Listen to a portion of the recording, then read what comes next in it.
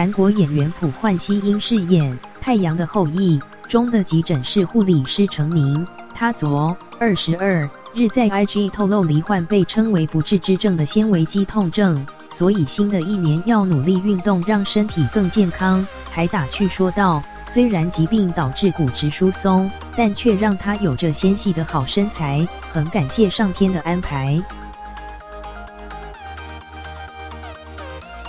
朴焕熙透露，从小就得知患有纤维肌痛症，曾梦想有一天可以痊愈，但不幸的是，20岁还被确诊骨质疏松症，所以他不断健身，维持运动习惯，保持健康体态，发誓在2019新的一年也不会怠慢。虽然脆弱的骨头导致生活不便，但很感激上帝让我享受纤细的喜悦，更表示自己健康，家人才会幸福。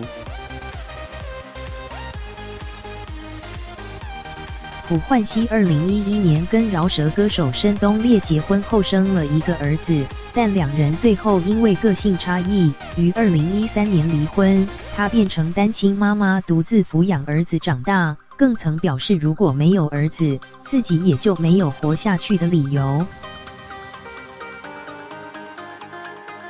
28岁的朴焕熙曾出演过不少夯剧配角，包含《学校2015》、《太阳的后裔》、《极度的化身》、《任意依恋》，其中最广为人知的就是《太阳的后裔》中的急诊室护理师。也因为这部戏关系，他结交到不少演艺圈好友，跟太阳主演群下戏后曾多次相约叙旧。